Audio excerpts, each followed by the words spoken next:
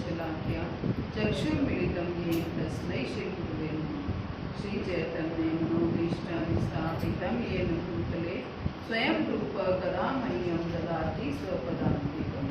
वन्देऽहं श्रीगुरो श्रीयुक्तकमलं श्रीगुरुवैष्णवांचं श्रीरूपं साग्रजातं सहगण रघुनाथान्वितं तं सजीवं साद्वैतं सावधूतं परिजनसहितं कृष्ण चैतन्यदेवं श्री राधा कृष्ण पादान् सहगण ललिता श्री विशाखान्वितां च। हे कृष्ण करुणा सिंधु दीनबन्धो जगत्पते गोपेश गोपिका कांत राधा कांत नमस्ते। तप्त कांचन गौरांगी श्री राधे वृंदावनेश्वरी वृषभानुसुते देवी प्रणमामि हरिप्रिये। वाञ्छाकल्पतरुभ्यश्च कृपा सिन्धुभ्यैव च पतितानां पावनेभ्यो वैष्णवेभ्यो नमो नमः। जय श्री कृष्ण चैतन्य प्रभु नित्यानंद श्री अद्वैत गदाधर श्रीवासादि गौर भक्तवृंद। हरे कृष्णा कृष्णा कृष्णा हरे हरे, हरे राम राम राम हरे। ओम नमो भगवते वासुदेवाय। ओम नमो भगवते वासुदेवाय। ओम नमो भगवते वासुदेवाय। ओम नमो भगवते वासुदेवाय। ओम नमो भगवते वासुदेवाय। ओम नमो भगवते वासुदेवाय। नारायणं नमस्कृत्य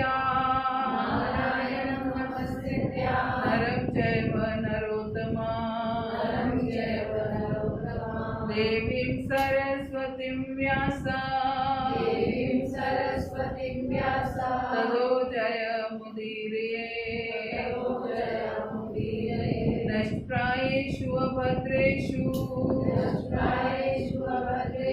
नित्यं भागवत सेवया भगवती उत्तम श्लोके भक्तिर्भक्ति नैष्ठिकी। श्रीमद् भागवतम की ग्रंथ श्रीमद् भागवतम स्कंद 4 अध्याय 8 में से हम पढ़ रहे हैं। तो प्रसंग चल रहा था ध्रुव महाराज का ग्रह त्याग और वन गमन अध्याय का नाम है। तो हम लोग चर्चा कर रहे थे कि ध्रुव महाराज को उनकी सुदेवी माँ सुनीति ने जो क्या बोला कि अगर तुम्हें पिता की गोद में बैठना है तो मेरी गोद से जन्म लेना पड़ेगा। पिता का सिंहासन चाहिए तो मेरी गोद से जन्म लेना पड़ेगा। तो ऐसा कहने से ध्रुव महाराज दुखी हो जाते हैं और अपनी माँ सुनीति के पास जाते हैं। तो उनकी माँ उनको ये एडवाइस करती है, सुनीति भी यही कहती है कि ये अगर तुम्हें चाहिए तो जाकर के पहले भगवान का भजन करो। तो उनकी माँ ने भी यही बोला कि हाँ, तुम्हारी माँ ने सही तुम्हें सलाह दी है कि जाकर के भगवान का भजन करो। तो ध्रुव महाराज अब निकल पड़ते हैं भजन करने के लिए और वहाँ पर उनकी भेंट नारद जी से होती है। तो नारद जी उनको कई तरीके से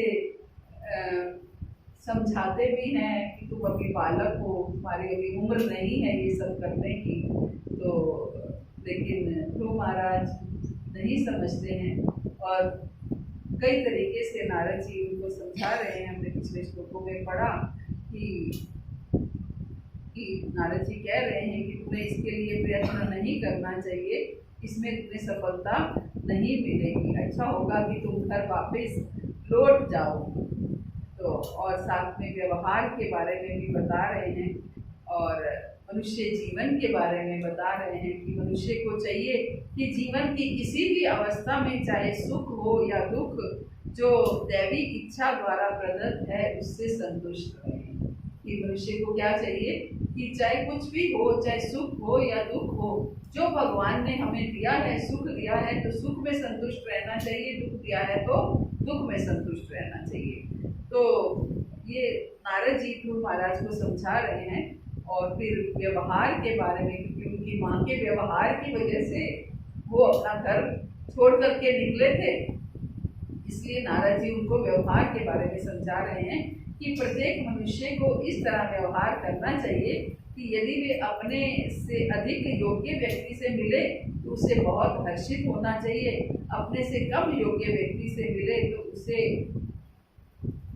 दयालु होना चाहिए, सदैव होना चाहिए, और यदि अपने समान योग्यता वालों से मिले तो उसे मित्रता करनी चाहिए। तो अब ध्रुव महाराज जो हैं वो नारद जी से कहते हैं कि आपने मन की शांति प्राप्त करने के लिए जो भी मुझे कहा वे ऐसे पुरुष के लिए निश्चय ही शिक्षाप्रद है जिसका हृदय सुख और दुख की भौतिक परिस्थितियों से चलायमान है।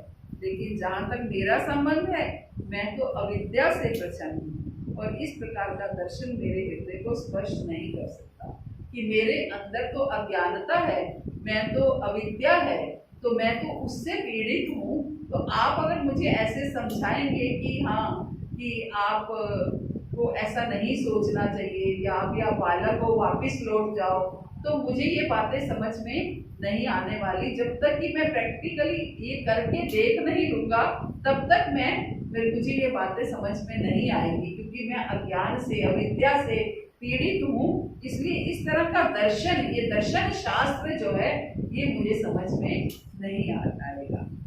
इसलिए मैं आपके उपदेशों को ना मानने की निष्ठता करता हूँ। ये हमने पिछली क्लास में पढ़ा था कि ध्रुव महाराज साफ साफ कहते हैं नारद जी को कि हे भगवान, मैं आपके उपदेशों को ना मानने की दृष्टता करता हूँ, किंतु ये मेरा दोष नहीं है, ये तो क्षत्रिय कुल में जन्म लेने के कारण है। एक क्षत्रिय क्या होते हैं? क्षत्रिय डोमिनेटिंग होते हैं, एक निडर स्वभाव के होते हैं। तो उधर से क्या कह रहे हैं? हे भगवान, नारद जी को भगवान के साथ, भगवान के तुल्य मान रहे हैं, क्योंकि नारद जी भगवान के भक्त हैं और एक भक्त जिनमें भगवान के समान गुण होते हैं उनको हम भगवान के साथ की तरह ही संबोधित करते हैं। जैसे भगवान शिव को हम शिव भगवान कह देते हैं, गुरु अपने गुरु को भी भगवान के तुल्य मानते हैं, क्योंकि जिनमें भगवान के तुल्य गुण होते हैं उनको हम भगवान कह देते हैं। तो ऐसे ही नारद जी को क्या कह रहे हैं? भगवान कह रहे हैं। तो उधर से भगवान कह रहे हैं कि मैं आपके उपदेशों को ना मानने की धृष्टता करता हूँ। आप कह तो सब कुछ ठीक रहे हैं, आप मुझे समझा रहे हैं, लेकिन ये मुझे समझ में नहीं आ रहा, ये मैं नहीं मान सकता, किंतु ये मेरा दोष नहीं है, क्योंकि मैं एक क्षत्रिय हूँ, क्षत्रिय कुल में मैंने जन्म लिया है और क्षत्रिय कुल में जन्म लेने के कारण ही मेरी माता सुरुचि ने मेरे हृदय को कटु वचनों से शत विक्षत कर दिया है। मेरी माता ने जो मुझे कड़वे वचन बोले उससे मेरा हृदय जो है वो छलनी हो गया है, शत विक्षत हो गया है। इसलिए आपकी ये महत्वपूर्ण शिक्षा मेरे हृदय में टिक नहीं रही है। तो इससे क्या समझ में आती है कि जब हमारे हृदय पे कोई पीड़ा आती है, कोई बात लग जाती है, उस समय हम अज्ञान में अपने आप पहुंच जाते हैं। हमें ये समझ ही नहीं आता कि उस समय कि क्या रखा है इन बातों में। ये छोटी छोटी बातों की वजह से हम अपने चेतना को दूषित क्यों कर रहे हैं। लेकिन उस समय केवल वही एक बात हमारे मन मस्तिष्क पे हावी हो जाती है, क्योंकि हम बद्ध जीव हैं। ध्रुव महाराज तो लॉजिक दे रहे हैं कि वो क्षत्रिय हैं, तो हम सब भी कहीं ना कहीं से अगर ब्राह्मण प्रवृत्ति के होते, इसका ब्राह्मण प्रवृत्ति के हो, तो हमें इन बातों की तरफ हमारा ध्यान ना जाए, क्योंकि हमारी प्रवृत्ति ब्राह्मण प्रवृत्ति नहीं है। ब्राह्मण कुल में उत्पन्न होना ये अलग बात है, लेकिन भगवान ने ब्राह्मण किसको कहा है? जो ब्राह्मण की तरह, ब्राह्मण के गुण हो, जिनमें ब्राह्मण प्रवृत्ति का हो, जो है ना। तो जो अगर ब्राह्मण प्रवृत्ति हो, तो ब्राह्मण प्रवृत्ति क्या है? कोई कुछ भी कह दे कि हमें अपनी बात अपने उसमें स्थिर रहना है, हमारी भक्ति डिस्टर्ब ना हो, हमें ऐसा ऐसे रहना है। लेकिन क्योंकि प्रवृत्ति ब्राह्मण नहीं है, इसलिए हमें ये बातें जो हैं वो चुभती हैं, हमें पिंच होती है। हम कहते हैं ना, उसने ये कह दिया, हमें बहुत बुरा लगा।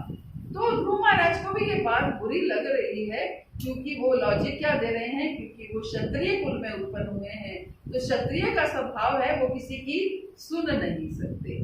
और दूसरी बात ये है कि ध्रुव महाराज की इस बात से भक्ति बढ़ रही है, ना कि कम हो रही है। वो उससे उनकी वो भक्ति की तरफ प्रस्थान कर रहे हैं, भक्ति में बढ़ रहे हैं इस बात से। जहां भक्ति डिस्टर्ब हो जाए इन बातों से, वहां तो बिल्कुल इन बातों की तरफ हमें देखना भी नहीं है, सोचना भी नहीं है। तो लेकिन हमारे भक्ति जीवन में ऐसा हो जाता है कभी कभी कि हम छोटी छोटी बातों को लेकर अपनी चेतना दूषित कर लेते हैं, अपने जपा को, अपने साधन को डिस्टर्ब कर लेते हैं। तो लेकिन हमें ये सब नहीं करना है। हमें क्या करना है, हमें केवल और केवल फोकस रखना है कि हमारी भक्ति किससे बढ़ रही है, किससे कम हो रही है ना, किससे बढ़ रही है, किससे कम हो रही है, बस ये हमें फोकस रखना है। कौन सा श्लोक है? उपदेशामृत।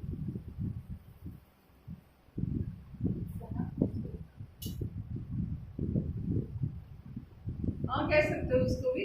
उपदेशामृत के पहले दोनों श्लोकों में यही बताया गया है। अत्याहार प्रयास जा प्रजल्पो नियम आग्रह जन संगस्य लोलभ जा षड्वी भक्ति प्रसिद्धति। अत्याहार प्रयास जा।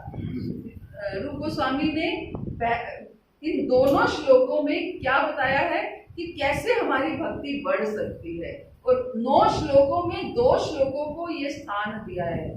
10 श्लोकों में, 10 है ना, 10 श्लोकों में 2 श्लोकों को ये स्थान दिया है कि कैसे भक्ति बढ़ सकती है और कैसे भक्ति कम होती है।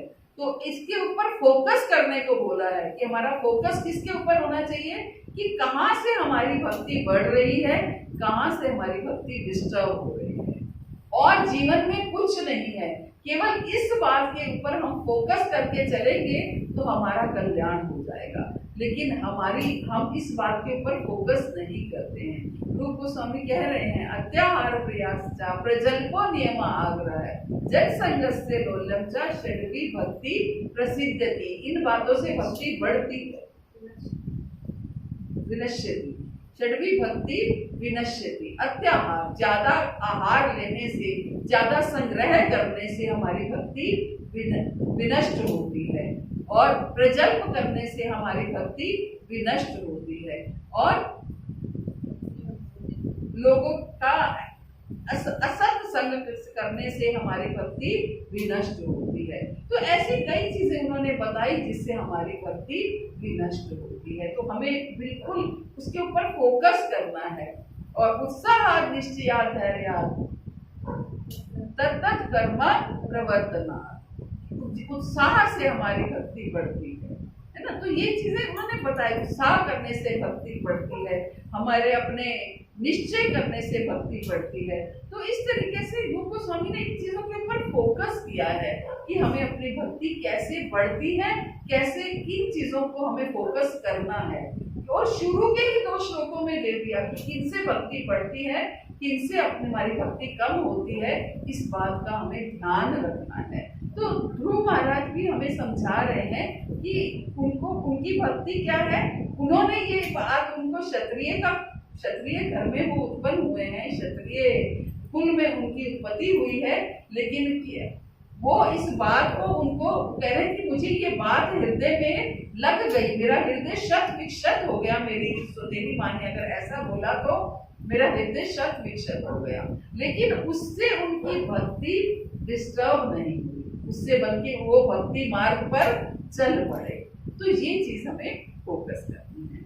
आगे ध्रुव महाराज कहते हैं, हे विद्वान ब्राह्मण, मैं ऐसा पद ग्रहण करना चाहता हूँ जिसे अभी तक तीनों लोकों में किसी ने भी, यहाँ तक कि मेरे पिता तथा पितामहों ने भी ग्रहण ना किया हो। अब उन्होंने अपनी इच्छा बताई है नारद जी से। क्या इच्छा बताई है? कि मैं ऐसा पद ग्रहण करना चाहता हूँ जिसे अभी तक तीनों लोकों में किसी ने भी, यहाँ तक कि मेरे पिता और पितामहों ने भी ग्रहण ना किया हो। ऐसा मैं पद ग्रहण करना चाहता हूँ। यदि आप अनुग्रहित कर सके तो कृपा करके मुझे ऐसे सत्य मार्ग की सलाह दें जिसे अपना करके मैं अपने जीवन के लक्ष्य को प्राप्त कर सकूं।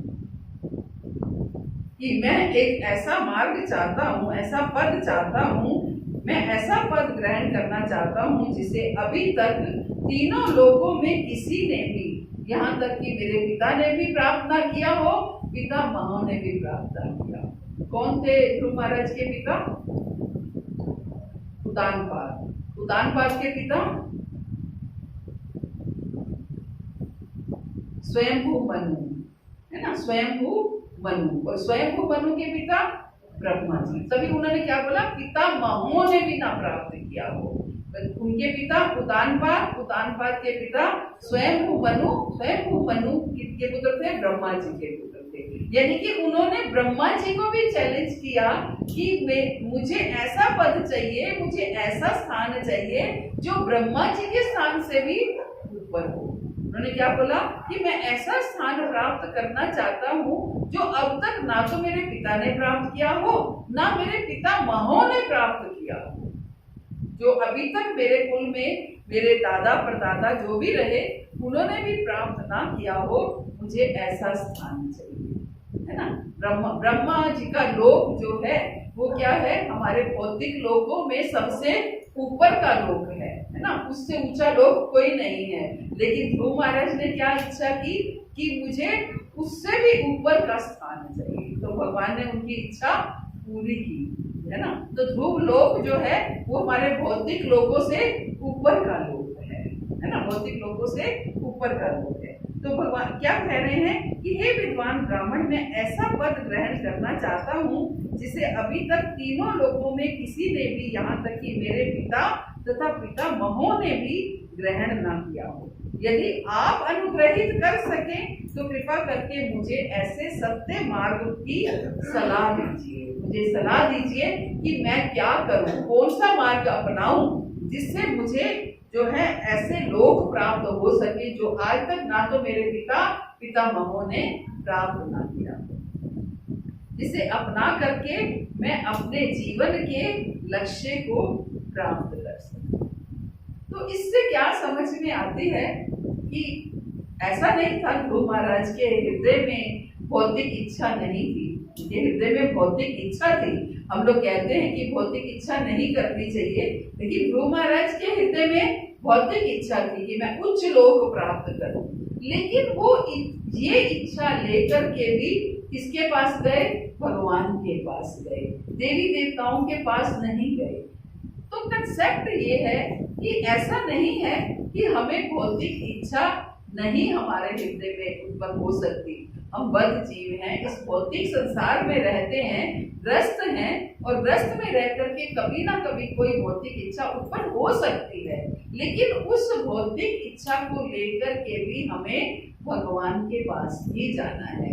ऐसा नहीं है कि भगवान ने हमारी भौतिक इच्छाएं पूरी नहीं करेंगे। भगवान हमारी भौतिक इच्छाएं भी पूरी करते हैं, लेकिन वो इच्छाएं पूरी करते हैं जिसमें हमारा लाभ हो, जिससे हमारे भक्ति के ऊपर कोई आंच ना आए। और साथ में भौतिक इच्छा पूरी करने के साथ साथ वो हमें भक्ति भी प्रदान करते हैं और हमें निष्काम कर देते हैं। साथ में हमें निष्काम कर देते हैं। हमारी वो इच्छा पूरी करेंगे लेकिन साथ में निष्काम कर देंगे। ध्रुव महाराज के साथ क्या हुआ? उनकी इच्छा पूरी की भगवान ने, लेकिन साथ में क्या कर दिया? निष्काम कर दिया, है ना। उनको निष्काम कर दिया। तो भगवान के पास जाने का और देवी देवताओं के पास जाने में ये अंतर है ना। इच्छाएं हमारी देवी देवता भी पूरी कर सकते हैं, लेकिन वो हमें निष्काम नहीं करते। लेकिन भगवान हमें साथ में निष्काम कर देते हैं ताकि हम आने वाले समय में केवल भगवान की भक्ति कर पाए, केवल भगवान को जान पाए, समझ पाए और धीरे धीरे भगवान से प्रेम कर पाए। तो ये अंतर है। भगवान भगवद गीता में भी कहते हैं चतुर्विधा भजन्ते माम जना सुकृतिनो अर्जुना आर्तो जिज्ञासु अर्थार्थी ज्ञानी च भर्तृ। भगवान कहते हैं 4 तरह के लोग जो हैं वो मेरे पास आते हैं। 4 तरह के लोग, चतुर्विधा भजन्ते माम, 4 तरह के लोग मेरे पास आते हैं। कौन कौन से? जो दुखी होता है वो मेरे पास आता है, जो धन के इच्छुक होता है वो मेरे पास आता है, जो ज्ञानी होता है वो मेरे पास आता है, जो जिज्ञासु होता है वो मेरे पास आता है। ये 4 तरह के लोग मेरे पास आते हैं। जो होता है वो मेरे पास आता है। ये 4 तरह के लोग मेरे पास आते हैं। लेकिन इन सब में से ज्ञानी जो है वो मुझे अतिशय प्रिय है, क्योंकि वो मेरे पास कुछ पाने के लिए नहीं आ रहा है। उसको समझ में आ गई है कि कृष्ण ही भगवान है, कृष्ण ही सर्व कारण कारणम है, इसलिए वो मेरी शरण में आया है। तो हमें आर्तो अर्थार्थी जिज्ञासु की स्टेज से निकाल करके भगवान ज्ञानी की स्टेज तक पहुंचाते हैं। धीरे धीरे हमें समझ में आने लगता है कि हमें क्या करना है। भगवान के पास अगर भगवान सामने आ जाए तो हमें क्या करना है। रात को हम क्लास में चर्चा कर रहे थे कोला बेजा श्रीधर की, कि भगवान ने स्वयं, चैतन्य महाप्रभु स्वयं उनके सामने आते हैं और कहते हैं, अपना स्वरूप दिखाते हैं, अपना असल स्वरूप दिखाते हैं, उनको दर्शन कराते हैं और कहते हैं कि हे श्रीधर तुम क्या चाहते हो, मांगो, जो मांगना चाहते हो मांगो, मैं तुम्हें सारे सब लोगों की सिद्धियां प्रदान कर दूंगा। लेकिन भगवान श्रीधर क्या कहते हैं कि प्रभु मुझे बस ऐसा कीजिए कि मैं हर समय आपका नाम लेता रहूं, मैं ऐसे ही आप मुझसे मांगते रहे, ये मैं आपको बेचता रहूं, आपकी सेवा करता रहूं, इस तरीके से।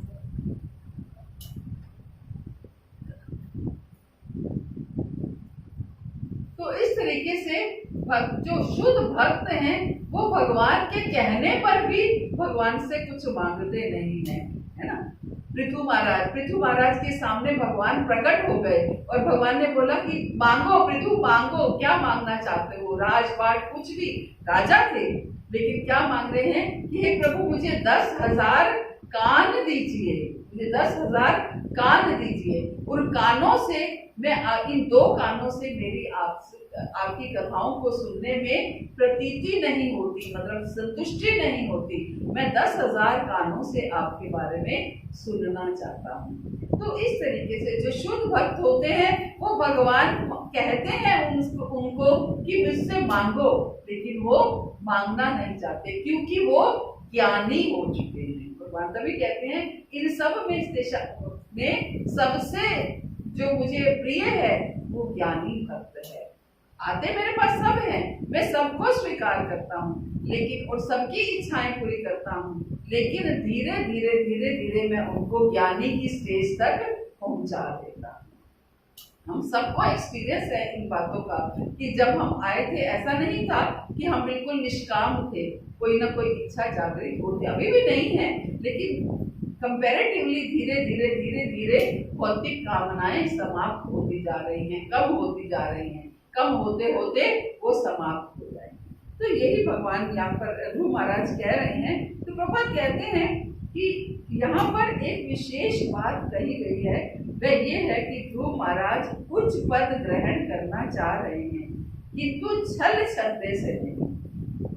उनको राजपाट चाहिए, उच्च पद चाहिए, लेकिन उन्होंने इसके लिए ये नहीं कहा कोई धोखा देके, कोई छल कपट करके, इस तरीके से उन्होंने नहीं मांगना है, नहीं चाहा। वो सीधा डायरेक्ट भगवान के पास पहुंच रहे हैं कि मुझे ये चाहिए और मुझे आपसे चाहिए, है ना। तो छल छद्दे से नहीं, वरना सच्चे साधनों से वो ये प्राप्त करना चाहते हैं। इससे सूचित होता है कि यदि कृष्ण उन्हें ऐसा पद दें तो वे उसे स्वीकार कर लेंगे। इससे ये पता चलता है कि कृष्ण अगर उन्हें ये पद देंगे तो वो स्वीकार कर लेंगे। ऐसा भक्त का स्वभाव होता है। वह भौतिक लाभ की इच्छा कर सकता है किंतु उसे तभी स्वीकार करता है जब कृष्ण प्रदान करते हैं, है ना। भगवान भक्त जो है ऐसा नहीं है कि वो भौतिक लाभ की इच्छा नहीं करता, भक्त भी भौतिक लाभ की इच्छा कर सकता है, लेकिन वो तब जब कृष्ण उन्हें प्रदान करते हैं। और भक्त ऐसा भी नहीं होता कि कोई भौतिक लाभ उसे हो रहा है तो उस भौतिक लाभ को नकार देता है कि नहीं नहीं मुझे नहीं चाहिए, मुझे इन चीजों से क्या लेना देना। ऐसा भी भक्त नहीं करता है। भक्त अगर उसे कुछ मिलता है, इसको क्या कहते हैं हम, युक्त वैराग्य, वो अंदर से वैरागी है, उसे कुछ नहीं चाहिए। प्रभुपाद जो है, प्रभुपाद हमेशा जब बाहर देशों में प्रचार करने गए तो 40 रुपए लेकर के गए। 40 रुपए में उन्होंने इतना बड़ा ये इतने मंदिर बनाए, इतना सब कुछ किया। कैसे किया कि लोगों ने उनको दिया, भक्तों ने उनको दिया और वो उन्होंने उस चीज को भगवान की सेवा में लगाया। हमारे बुक्स बताती हैं प्रभा लीलामृत में कि 40 रुपए लेकर के गए और 40 अरब की उन्होंने प्रॉपर्टी बना दी, है ना। किसके लिए? कृष्ण की सेवा के लिए। आज हम सब जो समझ पा रहे हैं, गीता भागवत को समझ पा रहे हैं, तो केवल प्रभा की कृपा से, वरना क्या गीता भागवत में भेद भी नहीं जानते थे कि गीता भागवत में भेद क्या होता है। किसने सिखाया? किसी ने नहीं सिखाया हमें, ना हमारे माता पिता ने हमें सिखाया, ना किसी और ने हमें सिखाया। लेकिन हम इतना ही, हम सब ने पढ़ाई लिखाई की, ये हमें सब कुछ, हर कोई डॉक्टर इंजीनियर बने, लेकिन किसी एजुकेशन ने हमें ये नहीं सिखाया कि गीता क्या है, भागवत क्या है, हमारे शास्त्र क्या है। प्रभुपाद हमें सिखाने के लिए आए और उन्होंने केवल मात्र 40 रुपए से 40 अरब की प्रॉपर्टी बना दी। उन्होंने ये नहीं कहा कि आप अगर दे रहे हो तो मैं तो एक सन्यासी हूँ, मेरा क्या खर्च है, मैंने क्या करना है, मुझे तो गेरुआ पहनना है और क्या है दाल चावल खाने हैं, तो मुझे क्या क्या लेना है इस धन से। उन्होंने ऐसा नहीं कहा। उन्होंने उस धन को लिया और मांगा भी लोगों से, लेकिन उस धन को क्या किया, भगवान की सेवा में लगा दिया। ये युक्त वैराग्य है। तो यही भक्त कह रहे हैं कि जो भक्त होते हैं वो सच्चे साधनों, इससे सूचित करता है कि यदि कृष्ण उन्हें ऐसा पद दें तो वे उसे स्वीकार कर लेंगे। ऐसा भक्त का स्वभाव होता है। वे भौतिक लाभ की इच्छा कर सकता है, किंतु उसे तभी स्वीकार करता है जब कृष्ण प्रदान करते हैं, जब कृष्ण उन्हें प्रदान करते हैं। वो भौतिक लाभों के लिए कहीं इधर उधर, किसी ने ये बोला कि यहाँ नारियल चढ़ा दो तो ये फल मिल जाएगा, यहाँ चुन्नी चढ़ा दो ये फल मिल जाएगा, तो ऐसा भक्त ऐसा नहीं करता। भक्त क्या करता है कि हे प्रभु, जो आप जैसा आप मुझे रखेंगे मैं वैसा रहूंगा। आप मुझे देना चाहते हैं तो आपकी सेवा में लगेगा, नहीं देंगे तो भी आपकी सेवा कम से हो जाएगी, अगर ज्यादा होगा तो ज्यादा से हो जाएगी। तो हमें यही हमारी भावना, यही चेतना होनी चाहिए कि अगर नहीं है तो उससे हमें दुखी नहीं होना है, और है तो उससे हमें गर्वित नहीं होना है, क्योंकि नहीं है तो भी कृष्ण का, है तो भी कृष्ण का, उन्हीं की सेवा के लिए है। तो प्रभुपाद यही कह रहे हैं कि जो कुछ भी है भगवान की सेवा में उसे लगाता है। वह भौतिक लाभ की इच्छा कर सकता है, किंतु उसे तभी स्वीकार करता है जब कृष्ण प्रदान करते हैं। ध्रुव महाराज को दुख था कि नारद मुनि के उपदेश को नहीं मान पा रहे थे, इसलिए उन्होंने नारद जी से प्रार्थना की कि वे कृपालु होकर उन्हें ऐसा मार्ग दिखाएं जिससे उनकी आंतरिक अभिलाषा पूर्ण हो सके। और क्योंकि नारद जी, ध्रुव महाराज नारद जी से मार्गदर्शन प्राप्त करना चाह रहे थे, और नारद जी जो हैं वो भगवान के शुद्ध भक्त हैं, हर समय नारायण नारायण करके वो चारों लोकों में, तीनों लोकों में घूमते रहते हैं। लेकिन इसलिए ध्रुव महाराज, एक शुद्ध भक्त की संगत में जब कोई भक्त आ जाता है तो शुद्ध भक्त क्या करता है, उन्हें कृष्ण प्रदान करता है। वरना कृष्ण तो हम सबके घरों में पहले भी थे, सबके घरों में कोई ना कोई फोटो, कोई पिक्चर, कोई मूर्ति, कोई ना कोई कृष्ण की सबके घर में थी। लेकिन क्या हमें कृष्ण पहले समझ में आए थे? समझ में नहीं आए थे। जैसे हमने और देवी देवताओं को हम डील करते थे, वैसे ही कृष्ण को डील करते थे। एक सनातन धर्म के देवी देवता हैं, वो हमने पूरी लाइन में लगा रखे थे, लेकिन आज कृष्ण समझ में आने लगे। आज समझ में आने लगा कि कृष्ण ही सर्वे सर्वा है, कृष्ण ही परम भगवान है। सर्व कारण कारणम है और हमें उन्हीं की शरण में जाना है। तो चाहे सुख हो, चाहे दुख हो, चाहे हम कुछ निष्काम हो, चाहे सकाम कामा सर्व कामो मोक्ष कामा उदारती। चाहे हम निष्काम हो, चाहे सकाम हो, चाहे मोक्ष की इच्छा हो, लेकिन जाना कहाँ है? कृष्ण की शरण में जाना। तो ये श्लोक हमें समझा रहा है। हरे कृष्ण। प्रभुपाद की जय, गुरु महाराज की जय। आप सब किसी का कोई प्रश्न हो या कर सकते हैं।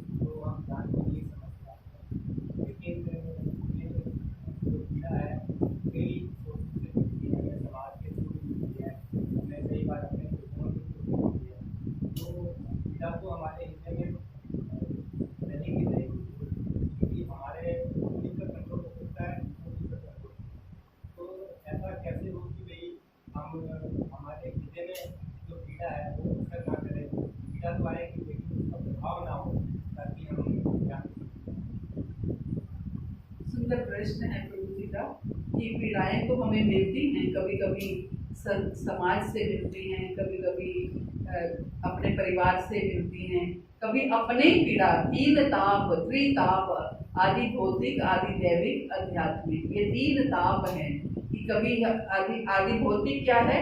जब हमें भौतिक संसार से कोई पीड़ा मिलती है तो वो आदि भौतिक है। आदि देवी क्या है? जब कोई हमें कोई ऐसा प्रकोप, प्रकृति का प्रकोप हो जाता है ना, कोई बाढ़ आ गई, सुनामी आ गई, अभी कोविड आ गया, कईयों के घर में मृत्यु हो गई, तो ये क्या है? ये पीड़ाएं हैं, है ना। और सबसे ज्यादा तंग करती है आध्यात्मिक ताप, आध्यात्मिक जो हमारे मन से उत्पन्न हुए हैं। हम अपने मन से हमारी ज्यादा पीड़ाएं उत्पन्न होती हैं, क्योंकि कोई व्यक्ति, मान लो किसी ने कुछ कह दिया, हो सकता है उसने उस भावना से ना कहा हो, लेकिन हमने उसको अलग भावना से ले लिया कि उसने हमें ऐसा कह दिया, तो ये अपने मन से उत्पन्न की हुई पीड़ा है। तो प्रभु जी का प्रश्न है कि हम ऐसा क्या करें कि ये पीड़ाएं हमें ना हो। तो प्रभु जी, हम ध्रुव महाराज के ही उदाहरण से समझ सकते हैं कि ध्रुव महाराज को जब तक ज्ञान नहीं था, जब तक वो कृष्ण की शरण में नहीं गए थे, तब तक उन्हें वो पीड़ा हुई थी। लेकिन जब वो कृष्ण की पूर्ण रूप से शरण में आ गए, उन्होंने भजन कर लिया, उनका सुंदर भजन हो गया, उनकी भक्ति अच्छे से हो गई, तो उनको वो पीड़ा भूल गई। उनको वो पीड़ा अब नहीं रही। अब भगवान उनको राज्य दे रहे हैं तो भी वो राज्य लेना नहीं चाह रहे हैं। क्यों? क्योंकि पीड़ा हुई थी, लेकिन भजन इतना सुंदर हो गया कि वो पीड़ा उसके अंदर दब गई, है ना। तो जब हमारी भक्ति धीरे धीरे प्रगाढ़ होगी, जब हम अपनी भक्ति में दृढ़ हो जाएंगे, तो वो पीड़ा हमें महसूस नहीं होगी। तो आप देखिए, हम छोटी छोटी बातों से विचलित हो जाते हैं। कभी कभी अपने भक्ति जीवन में भी हम छोटी छोटी बातों से विचलित हो जाते हैं। और हमारे आचार्य लोग, जिनको 50-50 साल हो गए भक्ति जीवन में आए हुए, तो क्या उनके जीवन में कभी ऐसे एपिसोड्स नहीं होते होंगे? होते होंगे। कभी किसी ने कुछ कह दिया होगा, कभी उनके ऊपर कोई एलिगेशन भी लग गया होगा, कुछ ना कुछ होते होंगे, है ना।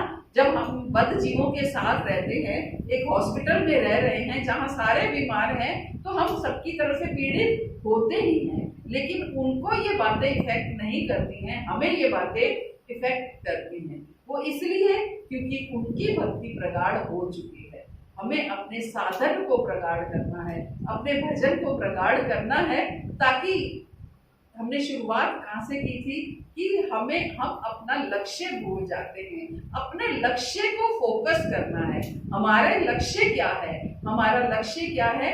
हमें भगवान की सेवा, भगवान के भगवत धाम जाना है, भगवान की सेवा प्राप्त करनी है, भगवान को प्रसन्न करना है, ये हमारा लक्ष्य है। बस इस लक्ष्य को हम ना भूलें, उसको फोकस करते रहे, तो अपने आप जो भी अगर हमें पीड़ा मिलती है, किसी से भी पीड़ा मिलती है, तो हम अपने आप जो जिस हृदय में ये लक्ष्य हमने डाल रखा है वही हृदय हमें कहेगा कि क्या जिस बात से आप तुम पीड़ित हो रहे हो, क्या इस बात से तुम्हारे लक्ष्य में कोई बाधा आ रही है? क्या तुम्हें भगवत प्राप्ति में कोई विघ्न आ रहा है? क्या भगवत प्राप्ति में तुम आगे नहीं बढ़ पा रहे हो? अगर तो उस बात से हम लक्ष्य में हमारी बाधा आ रही है तो वो बात बहुत इम्पोर्टेंट है। अगर वो उस बात से हमारे लक्ष्य में बाधा नहीं आ रही है तो वो बात का कोई महत्व नहीं है।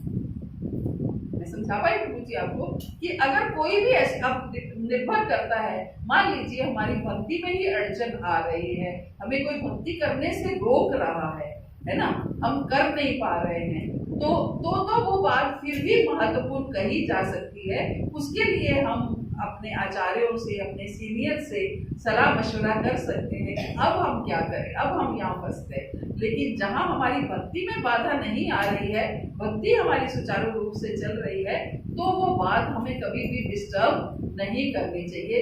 अगर हम अपने फोकस को ध्यान रखेंगे कि हमारा फोकस क्या है, कि हमें कृष्ण को प्रसन्न करना है, भगवान को प्रसन्न करना, भगवत प्राप्ति करना, भगवान का प्रेम प्राप्त करना, ये हमारा लक्ष्य है। और ये जो अड़चन आई है, ये जो बात हुई है, ये बात हमें, ये जो पीड़ा हमें मिली है, इस पीड़ा से मान लीजिए किसी के घर में अपने निज जनों की मृत्यु हो जाती है, वो उनका साथ छोड़कर चले जाते हैं, तो मन दुखी होता है।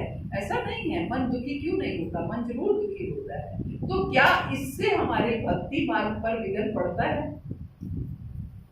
ना? थोड़े समय के लिए पड़ता है, लेकिन फिर से बल्कि वो बात हमें और जो है अंदर से दृढ़ बनाती है कि अल्टीमेटली सबके साथ यही होना है, मुझे भक्ति में दृढ़ रहना है और मुझे वहां तक पहुंचना है, मुझे उस स्टेज तक पहुंचना है जब ये पीड़ाएं मुझे महसूस ना। तो ऐसी पीड़ाएं, हम संसार में रहते हैं तो संसार तो है ही दुखालयम, जहाँ हमें दुख मिलते रहेंगे, तो इन दुखों के साथ में भक्ति करना सीखना है। अगर ऐसी पीड़ा है जो हमारी भक्ति मार्ग पर अड़चन नहीं है, फिर तो पीड़ा है ही नहीं, वो तो है आई है चली जाएगी, वो तो हमें भौतिक जगत में आए हैं तो हमें अपने कर्म भोगने हैं। लेकिन जो पीड़ा हमारे भक्ति मार्ग पर हमें डिस्टर्ब कर रही है, उसका समाधान हम कर सकते हैं। अब आप देखिए, रशिया के जो भक्त लोग थे, उनको पकड़ करके जेल में डाल दिया गया, इसलिए कि आप ये जो चैंटिंग करते हो, ये जपा ना भगवान का नाम लेते हो, कीर्तन करते हो, आपको नहीं करने दिया जाएगा, अलाउड नहीं है यहाँ पर। जेल में डाल दिया गया और उनसे उनकी माला चैंटिंग के लिए सब कुछ उनसे छीन लिया गया।